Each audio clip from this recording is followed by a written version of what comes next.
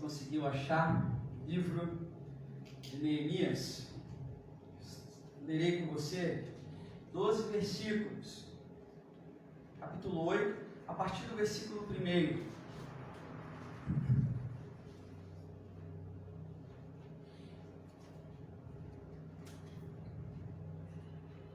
Vamos lá, juntos, ler a palavra. Você pode acompanhar aí na sua Bíblia ou no seu celular. O texto começa dizendo o seguinte: quando chegou o 7º mês e os israelitas tinham se instalado em suas cidades, todo o povo juntou-se, como se fosse um só homem, na praça, em frente da porta das águas. Pediram ao escriba Esdra que trouxesse o livro da lei de Moisés, que o Senhor dera a Israel. Assim, no 1º dia do 7º mês, o sacerdote Esdra trouxe a lei diante da assembleia, que era constituída de homens e mulheres, e todos os que podiam entender. Ele a leu em voz alta, voz desde o raiar da manhã até o meio-dia, de frente para a praça, em frente da porta das águas, na presença dos homens, mulheres e de outros que podiam entender. E todo o povo ouvia com atenção a leitura do livro da lei. O escriba Esdras estava numa plataforma elevada, de madeira, construída para a ocasião. Ao seu lado, à direita, estavam Matitias, Sema, Anaías, Urias, Ilquias e Maceias. E à esquerda estavam Pedaías, Misael, Malquias, Azum, Asbadana, Zacarias e Mesulão. Versículo 5. Esdras abriu o livro diante de todo o povo, e este podia vê-lo, pois ele estava num lugar mais alto. E quando abriu o livro, o povo todo se levantou. Esdras louvou o Senhor, o grande Deus, e todo o povo ergueu as mãos e respondeu: Amém, Amém. Então eles adoraram o Senhor prostrados, rosto em terra. Os levitas Jesua, Bani, Zerebias, Jamim, Acube, Zabetai, Odias, Maceias, Quelita, Azarias, Josabade, Anã e Pelaías instruíram o povo na lei, e todos permaneciam ali. Leram o livro da lei de Deus, interpretando e explicando a fim de que o povo entendesse o que estava sendo lido. Então Neemias, o governador, Esdras, o sacerdote e escriba, e os levitas que estavam instruindo o povo disseram a todos: Este dia é consagrado ao Senhor, o nosso Deus. Nada de tristeza e de choro, pois todo o povo estava chorando enquanto ouvia as palavras da lei. E Neemias acrescentou: Podem sair e comam e bebam do melhor que tiverem, e repartam com os que nada têm preparado. Este dia é consagrado ao nosso Senhor. Não se entristeçam, porque a alegria do Senhor os fortalecerá. Os levitas tranquilizaram todo o povo, dizendo: Acalmem-se, porque este é um dia santo. Não fiquem tristes. Então todo o povo saiu para comer, beber, repartir com os que nada tinham preparado e para celebrar com grande alegria, pois agora compreendiam as palavras que lhes fora explicada. Até aqui, louvado seja Deus pela sua palavra. Você pode dizer amém? Amém. Alguém disse certa vez que a vida é boa e a alegria é uma indizível emoção. E esse alguém continuou dizendo: Eu tenho tudo para ser feliz, mas acontece que eu sou triste. A tristeza é um dos sentimentos mais próprios da nossa vida. Não tem como você viver a vida, que é a vida vivida na sua plenitude, sem você passar por um momento de tristeza. A tristeza confirma a nossa humanidade, Rubem Alves fez uma reflexão em uma de suas crônicas, que diz assim: você tem medo da tristeza? Não deveria. Deveria fazer amizade com ela, porque ela é uma excelente conselheira. Embora a tristeza ela faça parte, tenha até um caráter pedagógico para nossas vidas, para o nosso dia a dia, para o nosso caráter, para a nossa formação, o fato é que nós não gostamos de estar tristes, sim? Nós não gostamos de passar por esse momento de tristeza. Nós não gostamos de nos sentir tristes. A tristeza, ela é um incômodo para nós. Você não conhece alguém que está triste e assim, sorrindo por aí, em paz, sem brigar com alguém. Você não conhece uma pessoa triste e leve. Não combinam as coisas, sim? Você concorda comigo? A tristeza, ela é um incômodo, ela é um peso. Como disse no início da reflexão, aquele escritor, como esse alguém disse certa vez, eu tenho tudo para ser feliz. Acontece que eu sou triste. Contudo, a tristeza tem os seus motivos de ser. Particularmente, eu penso em 4, existem muitos outros, mas eu acredito e refletindo sobre a tristeza, me vieram 4 que eu acredito ser os mais comuns. O primeiro motivo da tristeza seria a má notícia. Sim, a má notícia é um fator determinante para o nosso estado de espírito. Estarmos tristes ou não. A má notícia gera tristeza. A má notícia, ela é uma fonte de tristeza. Você que perdeu algo esse ano ou alguém, não se sentiu bem com isso. Sim, a perda gera esse sentimento de tristeza em nós. A ideia de que isso que eu tanto queria não está mais acessível a mim, gera tristeza dentro do meu coração. A ideia de que esse alguém que eu tanto amava se foi, me coloca num lugar de tristeza. Mas nós não gostamos de lidar com a tristeza, sim? Fato é que normalmente, e eu que vou a muitos velórios, é muito comum eu ver uma pessoa tentando consolar o enlutado e abraçando esse enlutado ou essa enlutada e dizendo o quê? Não chore não, não fique triste, não fique triste.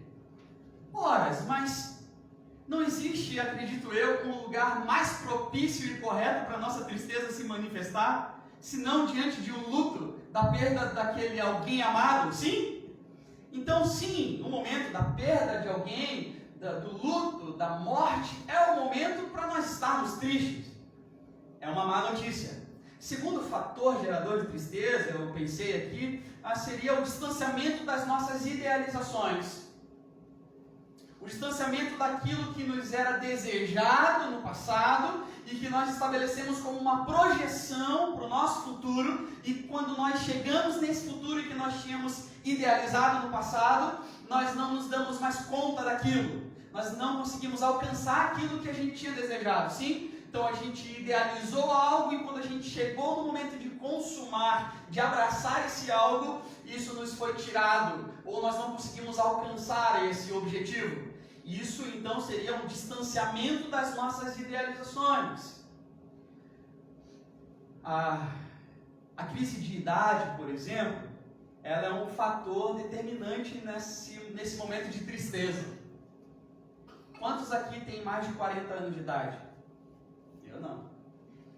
Ou tem gente que tem mais de 40 anos e não levantou a mão aí, hein? Eu sei. Você chega aos 40 anos e não é somente aos 40, mas aos 40 ou aos 50, 60, ou até mesmo no intervalo dessas idades, e você se dá conta de que você não era nem sombra daquilo que lá atrás você imaginou ser. Isso gera o quê? Tristeza.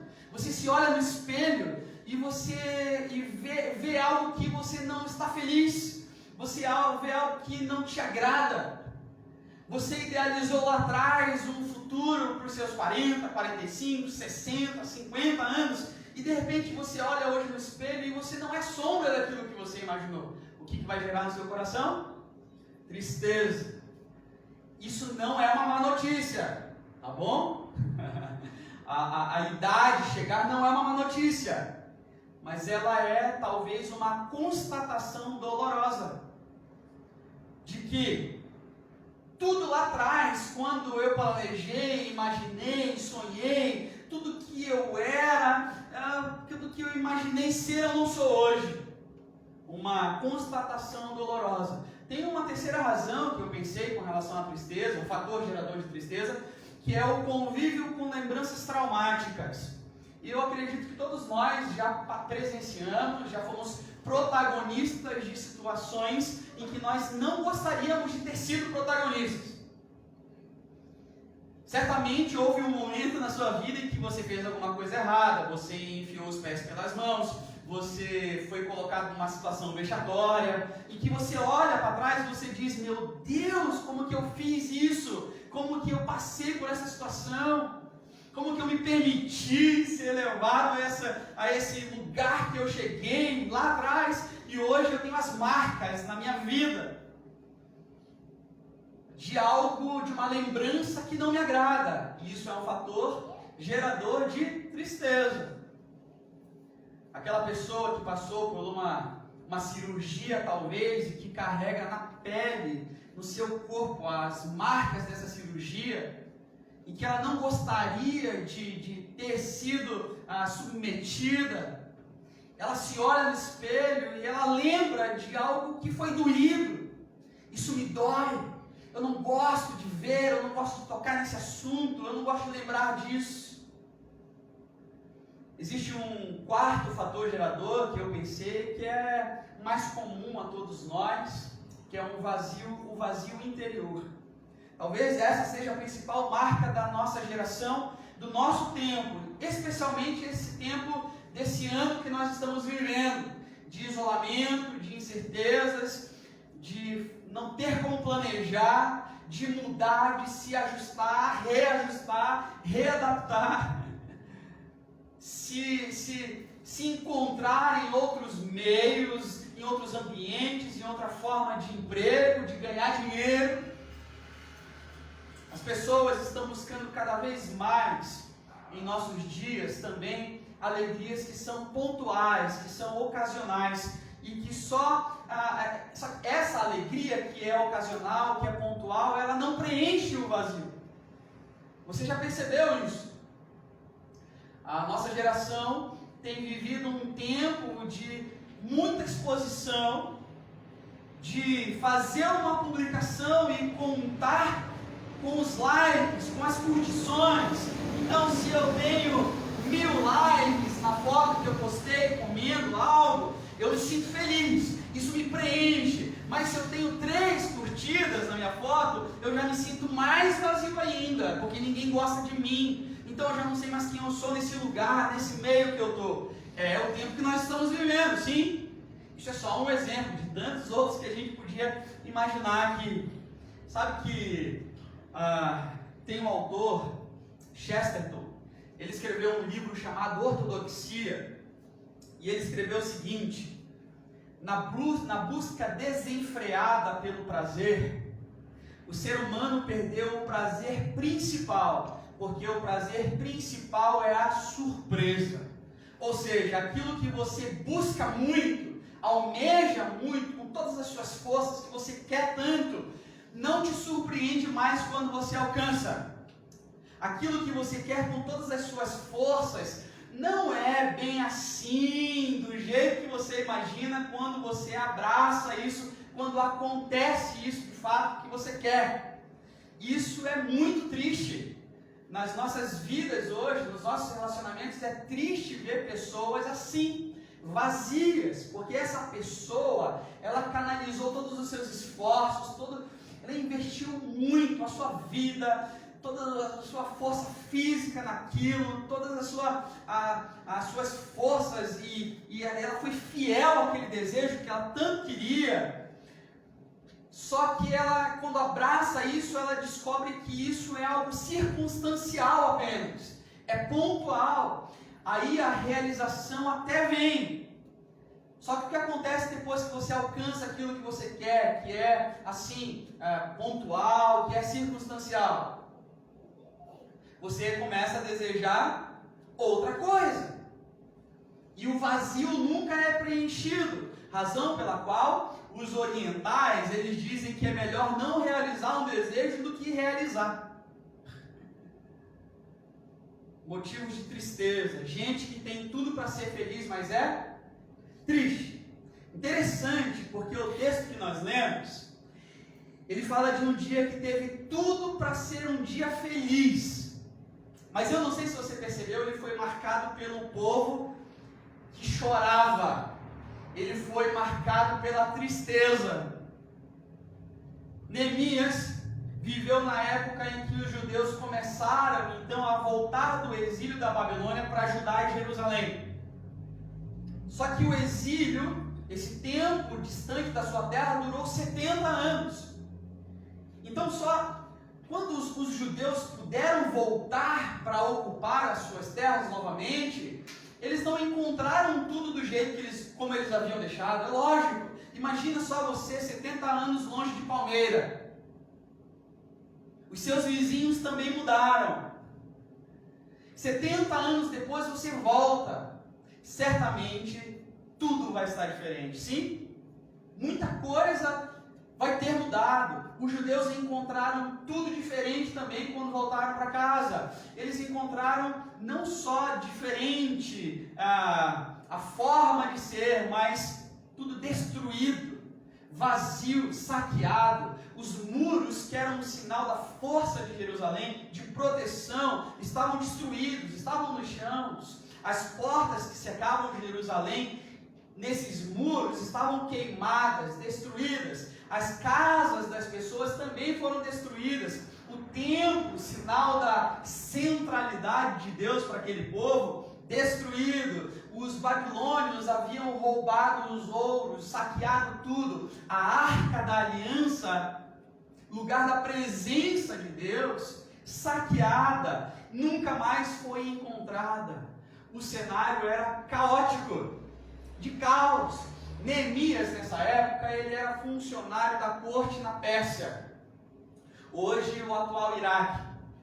Ele era copeiro do rei. Essa era a situação do Neemias.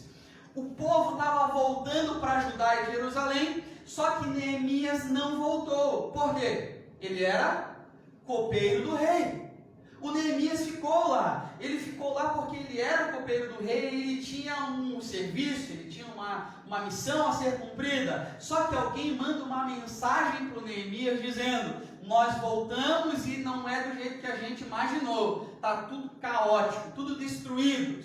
Ninguém estava feliz, todo mundo estava sofrendo muito porque a terra estava destruída. Aí quando Neemias recebe essa notícia, sabe disso, ele se sensibiliza. Aí ele procura o rei da Pérsia e diz para o rei: por favor, eu preciso voltar para o meu povo, eu preciso ir para Jerusalém para ajudar os meus conterrâneos. E o rei autoriza a volta. E aí Neemias vai então para Jerusalém. E aí quando Neemias chega, vê todo aquele cenário de destruição, todo aquele caos, ele vê com seus próprios olhos tudo isso, a terra que era deles antes, que havia construção, que era próspera, tudo destruídos, e como ele era um líder, o Neemias ele começa a trabalhar então para a reconstrução daquele lugar. E a primeira tarefa que ele se propôs a realizar ali com o seu povo foi a reconstrução dos muros. Uma cidade sem muros está desprotegida. Os muros de Jerusalém, haviam 12 portas nesse muro de Jerusalém. Cada uma dessas portas tinha um significado único para o povo. Dentre essas portas, havia uma que se chamava Porta das Águas, e nós lemos isso, que ficava de frente para uma fonte que tinha uma praça muito linda. No início do nosso texto nós lemos isso. Quando Neemias termina de reconstruir os muros e as portas, novamente, ele reúne todo o povo na praça. Neemias chama Esdras, o escriba, para fazer a leitura do livro da lei de Moisés para todo o povo. É isso que está acontecendo. Neemias espera que depois que isso fosse lido, o povo se alegrasse, pudesse se animar, e ele esperava que isso fosse de extrema importância e alegria para o coração desse povo, mas não foi o que aconteceu, sim? Nós lemos isso no texto. A reação do povo foi de choro e tristeza, a ponto de Neemias e Esdras terem que dizer: não é isso, não é assim que vocês têm que reagir, isso não é para a tristeza de vocês, isso é para a alegria. Por que o povo ficou triste? Primeiro, por causa da má notícia. Sim, por causa da má notícia. Chegaram na sua terra e encontraram algo que não era condizente com o que eles esperavam. Segundo, por causa do distanciamento daquilo que eles idealizaram e daquilo que eles encontraram. Eles idealizaram voltar para sua terra e tocar a vida, mas não foi o que aconteceu.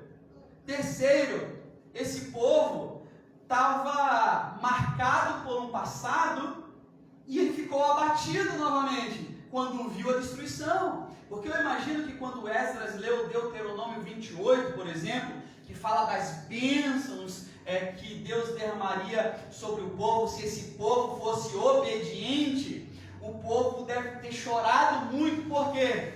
Porque o povo foi desobediente.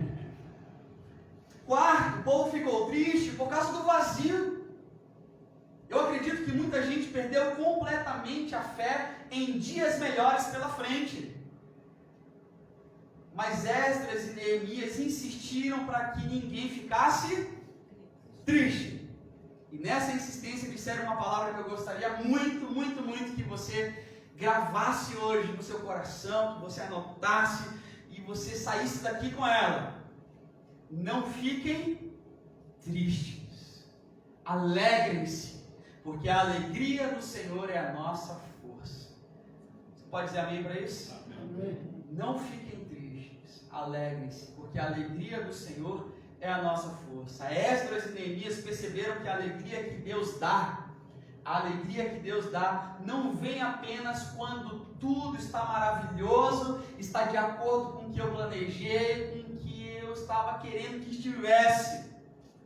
Não, a alegria do Senhor, mesmo em momentos difíceis, mesmo em momentos que estão diferentes daquilo que a gente tinha idealizado, é a força que nós precisamos para enfrentar e vencer os momentos difíceis. Você acredita nisso? Diga amém. Amém. A alegria do Senhor, ela é força. A alegria do Senhor, ela não é um resultado daquilo que eu esperava, não é um resultado daquilo que deu certo. Não é essa a ideia. Ela é força. Ela vem no processo da luta. Ela é força que nos ajuda a enfrentar a dificuldade. Alegre-se, porque a alegria do Senhor é força para viver. Esse não é um dia para tristeza, é um dia para alegria, é o que Neemias está falando. E o povo se alegrou, porque me parece que Neemias e Esdras, os levitas também, os sacerdotes que estavam ali todos unidos num propósito, conseguiram convencer o povo dos 4 motivos da alegria que nós precisamos alimentar em nossas vidas também. Qual é o primeiro motivo que nos dá tristeza? Que eu falei, a má notícia, sim? Então nós precisamos alimentar em nossas vidas o quê? A alegria da boa notícia. A boa notícia. Porque se a má notícia ela traz tristeza, a boa notícia traz o quê? Alegria. Alegria. A boa notícia de um exame, por exemplo, que não deu em nada. Por mais preocupado que eu tenha ficado até ver o resultado desse exame, por mais noites que eu tenha perdido até de fato ver com os meus olhos que não deu nada esse exame, por mais ansioso que eu tenha ficado, saber que não deu nada esse exame é uma boa notícia e que alegra. A boa notícia de um filho que foi aceito no trabalho, de um filho que passou no vestibular, por exemplo, de um filho que conquistou algo. Você que é pai, você que é mãe, sabe disso. Essas boas notícias alegram a nossa vida, sim? Claro que sim. A boa notícia de uma promoção, a boa notícia de uma porta aberta, isso tudo traz alegria. A boa notícia de alguém que retornou para perto. Mas todas essas notícias, elas são circunstanciais. Elas são pontuais, sim? Elas são pontuais. Você concorda comigo? O que nós temos de diferente como cristãos? O que é que nós temos de diferente como cristãos? É que nós podemos nos alegrar não apenas com as notícias circunstanciais, que são pontuais, com notícias, mas nós podemos nos alegrar com notícias que são permanentes. Permanentes. Por exemplo, eu vou te dar uma notícia que é permanente na sua vida. Para mim e para você. O seu nome está escrito no livro da Bíblia. No livro da vida. O seu nome está escrito no livro da vida. Isso é uma notícia permanente. O que mais? Todas as coisas cooperam juntamente para o bem daqueles que amam a Deus. O anjo do Senhor acampa ao redor de todos aqueles que o temem e os guarda. Isso é notícia boa. Isso é notícia permanente. Eu vou lembrando de notícias que a Bíblia Sagrada me dá, me fornece, como nós lemos aqui, Jeremias 32, Jeremias 33, que diz: clama a mim e eu vou te responder. Isso é uma boa notícia. E eu vou te mostrar coisas que são grandiosas, que você não sabe, você nem imagina, diz o Senhor. É a boa notícia. Por isso que a palavra evangelho significa boa notícia, ou boas novas. Por isso que a palavra evangelho significa boa notícia. A boa notícia alegra o meu coração, sobretudo aquela notícia que tem valor permanente. Você entende isso? Diga amém. Segunda razão de alegria para mim é a gratidão das coisas boas. Se de um lado eu me distancio das minhas idealizações que eu não alcancei do jeito que eu queria, de outro eu preciso olhar para esse meio que eu estou inserido e fazer um exercício de ver a bondade de Deus e vendo, agradecer. Nós cantamos isso. Tu és bom, bom, muito bom. Então eu preciso ser grato. Segunda razão de alegria para mim é a gratidão das coisas boas. Se de um lado eu fico triste por estar distante do que eu idealizei, de outro eu posso agradecer pelo que eu tenho. E isso inunda a minha vida de alegria. Veja como Esdras e Neemias trabalham a mente do povo. O povo não estava feliz diante da boa notícia, sim? Qual era a boa notícia? Que os muros estavam reconstruídos. Então, o que Esdras e Neemias dizem? Versículo 10. Comam e bebam do melhor que tiverem. Comam e bebam do melhor que tiverem. Por quê? Por que isso, igreja? Porque toda vez que eu paro para ver as coisas boas que eu tenho na minha casa, que eu tenho perto de mim, todas as vezes que eu paro para perceber isso na minha vida, eu me alegro. É um exercício que nós precisamos fazer. A gratidão, ela é um combustível poderoso na minha vida para eu seguir alegre. O problema é que a gente vive num mundo que insiste que a gente foque naquilo que a gente não tem. Não é verdade? Esse é um problema dos nossos dias. O tempo todo nós somos bombardeados com a ideia de ausência. O pensamento é mais ou menos assim: você não tem isso ainda? Como assim você não tem? Você ainda não viu isso? Como que você não consegue ver isso? Você ainda não experimentou isso na sua vida. Você não foi lá ainda. Você não comprou isso ainda que todo mundo está comprando. Como assim? O tempo todo nós somos tentados a acreditar que nós não somos assim tão felizes como nós poderíamos ser, porque algo está faltando. Já percebeu isso? É isso que move a máquina. A ideia de que você precisa de algo novo que você não tem, mas que quando você adquirir esse algo novo, você já vai ter que ter outra coisa, porque isso já ficou ultrapassado. E aí a máquina vai girando. E quando você consegue ter, aí já ficou velho. E aí você precisa de algo novo. Então é um vazio inacabável. A ideia de que você dê valor para o que você tem, para isso que você tem em suas mãos, na sua casa, não passa mais pela cabeça dessa geração que nós estamos inseridos. A ideia é, você não pode ser feliz com isso que está à sua disposição. Você só pode ser feliz se você tiver isso que você não tem. Só que esse é o paradoxo. Porque à medida que você alcança o que você não tinha, você vai querer aquilo que é novo, que você não tem ainda. Por isso que a geração é de gente triste, de gente frustrada. As nossas referências, de novo, não são idealizadas. Você entende isso? Amém? Meu Deus, quando é que eu vou conseguir? Meu Deus, quando é que eu vou ter isso tanto que eu queria? Eu preciso tanto disso, precisa mesmo? A minha vida vai ser muito melhor se eu conseguir isso que eu tanto desejo, eu preciso tanto daquilo, como é que eu vou viver sem isso? Meu Deus, todo mundo tem, menos eu. Já viu isso em algum lugar? Nessa angústia existencial da alma, eu não tenho tempo para parar, para reconhecer as coisas boas que Deus já tem me dado e colocado em minhas mãos. E aí eu não consigo, se eu não vejo o que Deus tem colocado nas minhas mãos, eu não consigo agradecer.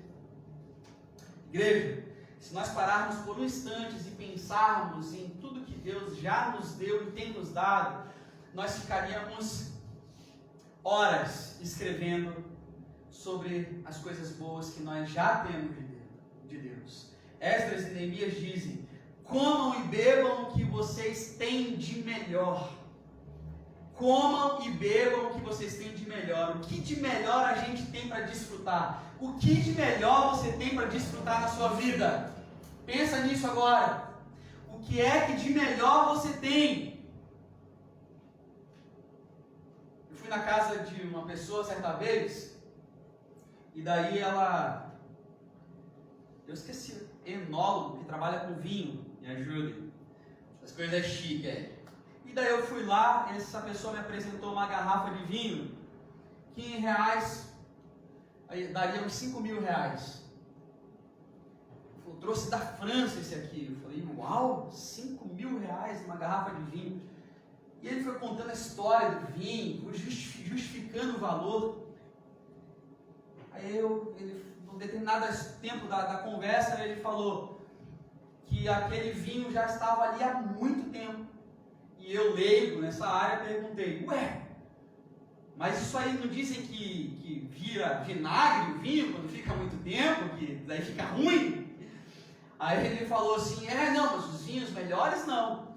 Aí eu perguntei, mas por que você tem esse vinho então aí há tantos anos assim? Vamos abrir para tomar?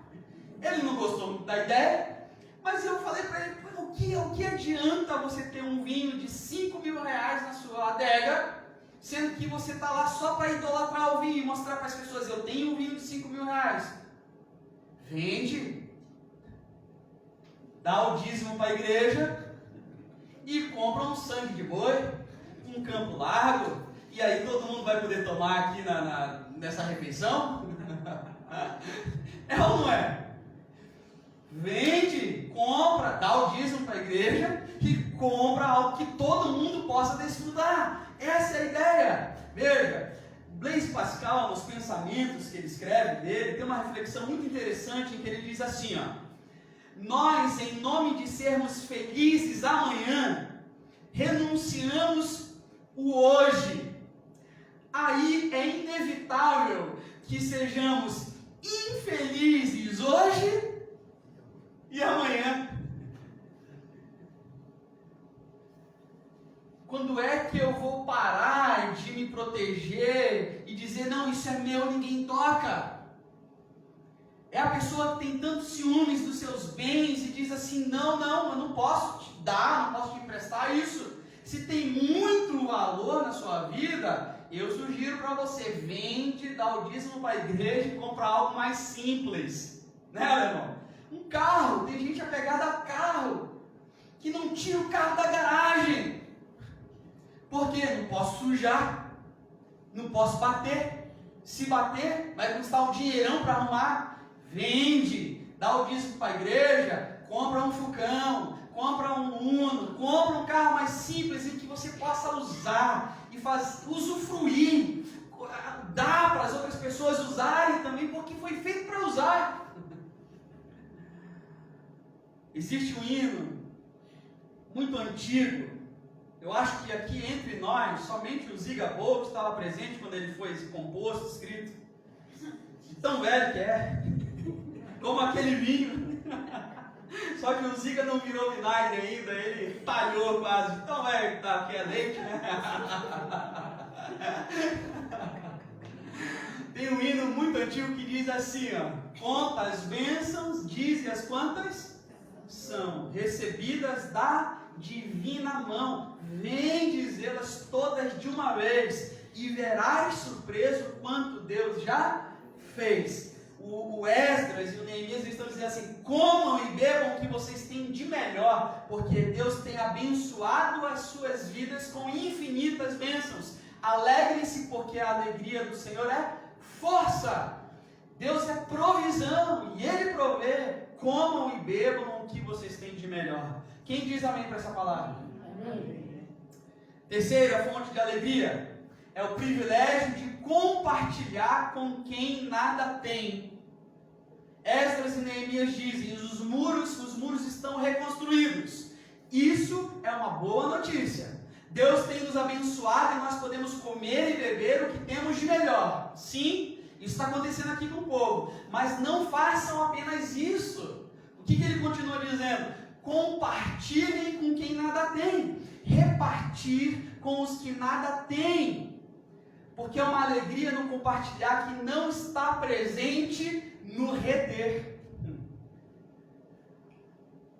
Você consegue entender isso? Estender a mão para quem nada tem. Estender a mão para quem nada tem. Você sabe disso.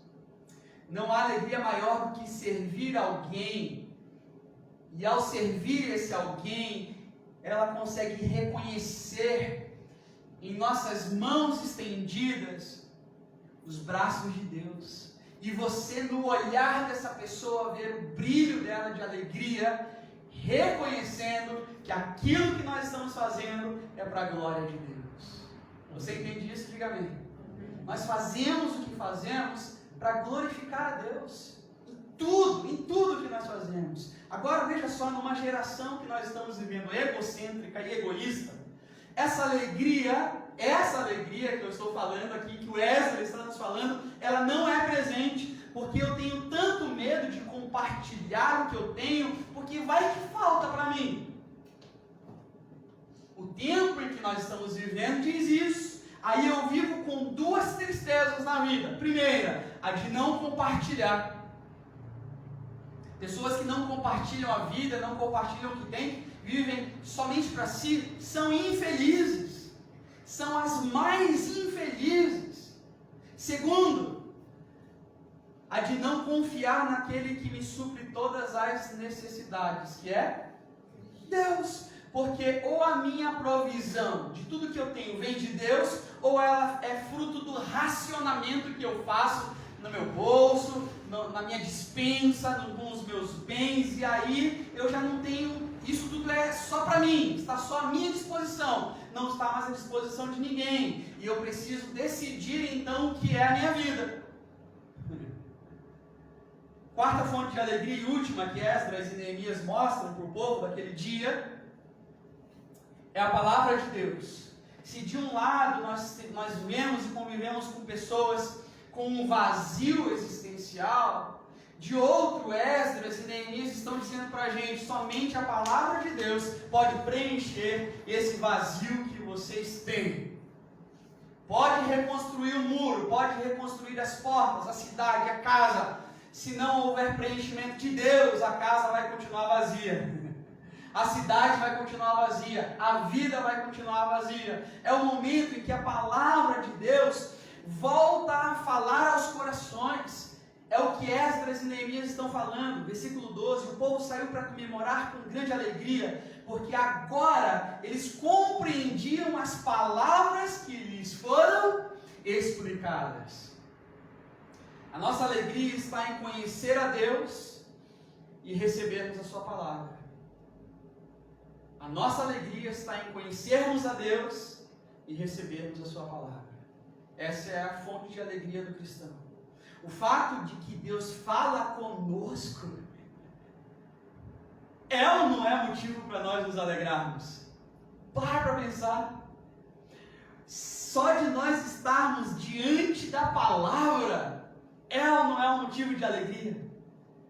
Só de nós sabermos que essa palavra é viva e transforma vidas, é ou não é motivo de alegria? A alegria do Espírito de Deus deve inundar os nossos corações. Porque quem tem tudo para ser feliz, mas é triste, e tem muita gente que tem tudo para ser feliz e é triste, sim ou não? Você conhece gente que tem tudo do bom e do melhor e é triste? Eu conheço muita gente, porque quem tem tudo para ser feliz, mas é triste, de repente a boa notícia não traz alegria. De repente as coisas boas também não trazem alegria. De repente o dar para quem não tem, o compartilhar, a partilha, a generosidade também não traz alegria. O que vai alegrar a vida dessa pessoa? Somente a palavra de Deus. Somente a palavra de Deus. A palavra de Deus é a força que nos coloca prontos para podermos experimentar a vida de uma forma plena, completa. A nossa fé é fortalecida quando estamos diante da palavra de Deus. Ela é aumentada, ela é alegrada. E a fé vem pelo ouvir. E ouvir o quê? A palavra de Deus. Falta alegria porque às vezes falta o que para nós, igreja? Palavra de Deus. A palavra de Deus. Conhecimento da palavra de Deus. Jesus disse o seguinte: vocês terão a minha alegria e a minha alegria será completa. Jesus é a palavra que se fez carne, habitou entre nós e vimos a sua glória, glória como unigênito do Pai. Deus, pelo Espírito Santo, pode derramar sobre nós, numa noite como a nossa, num dia como o nosso, frio e chuvoso. E graças a Deus pelo frio e pela chuva que Ele deu, amém? Mas Deus pode derramar sobre nós, num dia chuvoso como o nosso, um banho de alegria. Você acredita nisso? Diga amém. Amém. Amém. O profeta Abacuque escreveu uma das poesias mais lindas de toda a Bíblia, que está registrada no capítulo 3 do seu livro, verso 18 e 19. Mesmo não florescendo a figueira, não havendo uvas nas videiras, mesmo falhando a safra de azeitonas, não havendo produção de alimentos nas lavouras, nem ovelhas no curral, nem bois nos estábulos, ainda assim eu exultarei no Senhor e me alegrarei no Deus da minha salvação. Tem gente que tem tudo para ser feliz, mas é triste. Sim, Abacuque tinha tudo para ser triste, mas ele era feliz. Por quê? Porque ele sabia que o Senhor era tudo que ele precisava. Amém. Você entende isso? Diga amém. Amém. O Senhor é fonte da nossa alegria. Por isso nós cantamos: Jesus, Tu és a fonte da vida. Tu és o Deus que transforma todas as situações. Se algum problema se levanta e tenta me assustar, me abalar, eu declaro a tua palavra. Eu declaro a tua palavra. E o monte vai ser lançado ao mar. Eu confio em ti, eu não temo e não vou me abalar. Jesus é a fonte da vida. Por isso a alegria na vida do cristão, ela é um imperativo. Alegrai-vos sempre no Senhor, diz a palavra. Outra vez digo, alegrai-vos. E quando a tristeza der sinais, bater a sua porta, e certamente ela vai. Talvez você saia daqui e a tristeza bata na porta do seu coração. Mas aí, a palavra vai dizer para você, pode a tristeza durar uma noite inteira, mas a alegria vem pela manhã. A palavra de Deus preenche todo o vazio existencial das nossas vidas. Você acredita nisso? Diga amém. Amém. Vamos orar? Convido você a fechar os seus olhos. Nós vamos orar. E eu quero perguntar para você que está aqui comigo nessa noite, quantos de nós estamos precisando ser inundados por essa alegria que não é pontual, não é circunstancial, ela é permanente. Se a tristeza tem sido sua companheira, tem sido um incômodo ao longo desses dias, desse ano que nós estamos vivendo, eu quero orar com você. Se você crê que nessa noite Jesus pode derramar uma alegria especial sobre a sua vida, peça isso a Ele. E se você crê que Ele pode derramar essa alegria na sua vida, agora eu quero te convidar a se colocar de pé junto comigo. Nós juntos vamos orar, agradecendo a Deus pela sua bondade e pedindo para que a alegria dele, que é força, tome conta das nossas vidas. Ziga, ora para a gente, por favor.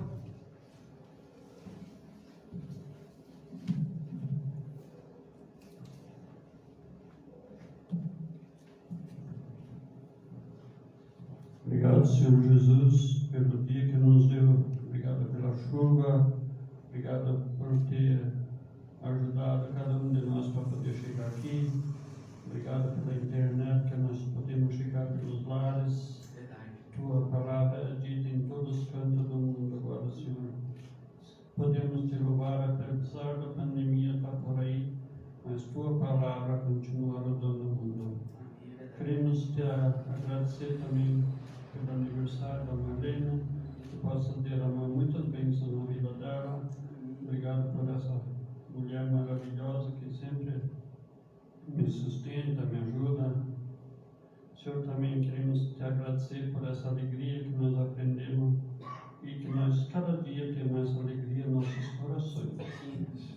Queremos te agradecer também pela vida do pastor, por essa alegria que ele tem nos trazido a tua mensagem. Em nome do Senhor Jesus, pedimos e agradecemos. Amém. Amém, amém, amém. Amém. A você que está nos acompanhando, obrigado pela sua companhia aí desse lado. Que Jesus te abençoe, que a alegria dele seja derramada sobre a sua vida, onde você estiver. E também, quando você estiver assistindo, que Deus te abençoe. E fique na graça e na paz do nosso Deus. Amém, amém.